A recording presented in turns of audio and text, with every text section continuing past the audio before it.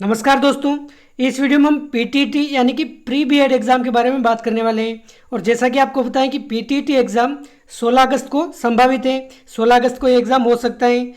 तो इस एग्ज़ाम के जो अभ्यर्थी हैं, इस समय उनके मन में सबसे बड़ा जो प्रश्न है, सबसे बड़ा कन्फ्यूज़न कि 16 अगस्त को यह एग्ज़ाम हो पाएगा या फिर नहीं हो पाएगा। तो इस वीडियो में इसी के बारे में हम चर्चा करने वाले हैं।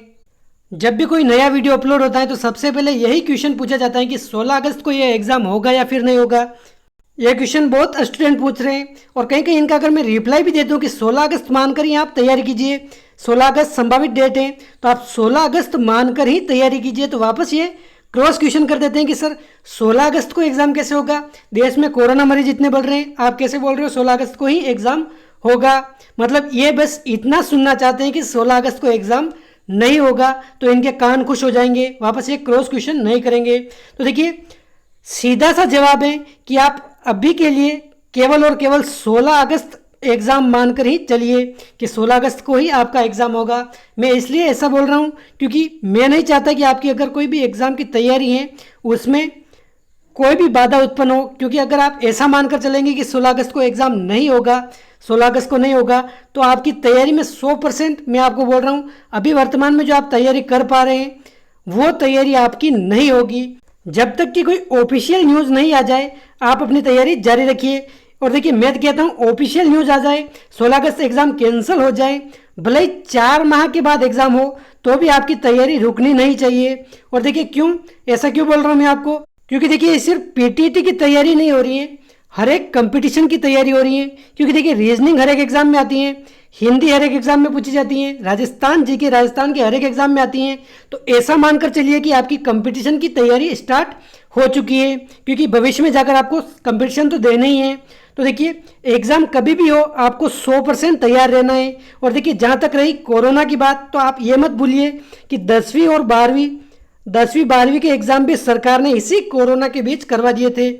और देखिए सेशन पहले से भी बहुत ज़्यादा लेट हो गए हैं। पिछली बार 11 मई को एग्ज़ाम हुआ था पीटीटी का, इस बार अगर 16 अगस्त भी प्रस्तावित है, 16 अगस्त को भी अगर एग्ज़ाम होता है तो भी 3 महीने लेट हैं।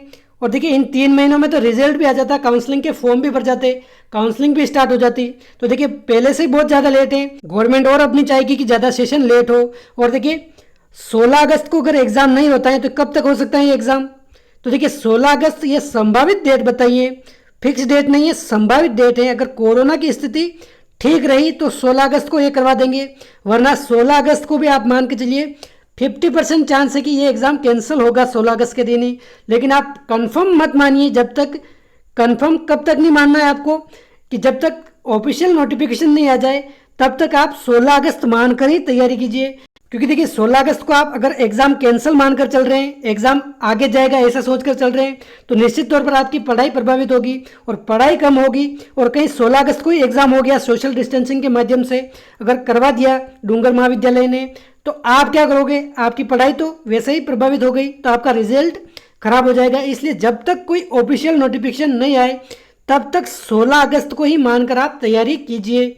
और देखिए जहाँ तक हो सकता है सितंबर या फिर अक्टूबर फर्स्ट वीक में ये एग्ज़ाम करवा सकते हैं। अगर 16 अगस्त को ये एग्ज़ाम कैंसिल हुआ तो सेंट्रल की गाइडलाइन के अनुसार सितंबर या फिर अक्टूबर के फर्स्ट वीक में ये एग्ज़ाम हो सकते हैं, ऐसा आप मानकर चलिए। अगर 16 अगस्त को कैंसिल हुआ तो ये सितंबर लास्ट वीक या फिर अक्टूबर के फर्स्ट वीक में एग्ज़ाम होंगे।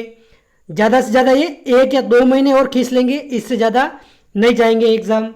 कोई भी योद्धा युद्ध की दिनांक देखकर वह तैयारी शुरू नहीं करता, वह पहले से ही तैयार रहता है। कभी भी युद्ध हो अपने रण क्षेत्र में वीरता दिखानी है। इसलिए जब भी कभी एग्ज़ाम हो आपको अपना 100% देना है, 100% तैयार रहना है। और देखिए पीटीटी एग्ज़ाम को आप बिल्कुल इजी मानकर भी मत चलिए, क्योंकि आपका मनपसंद अगर आपको कॉलेज चाहिए, मनपसंद सिटी या फिर मनपसंद कॉलेज, तो आपको कम से कम 390 से 400 नंबर तो कम से कम लाने ही पढ़ेंगे।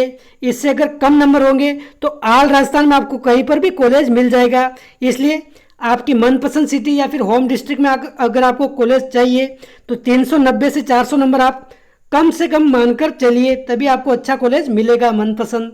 बहुत सारे स्टूडेंट के कमेंट ऐसे भी आते हैं, ये क्वेश्चन भी बहुत पूछते हैं कि क्या पिछले सालों के नंबर के आधार पर कॉलेज मिलेगा या फिर नहीं मिलेगा।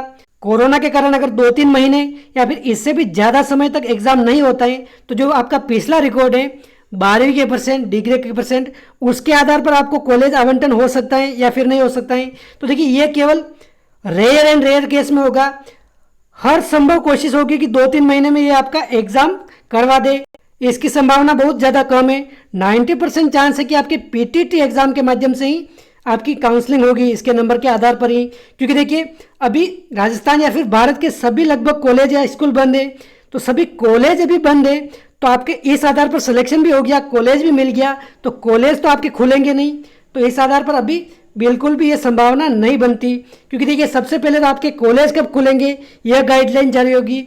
उसके बाद भी अगर एग्ज़ाम नहीं होता है तो इस आधार पर आपका चयन किया जा सकता है।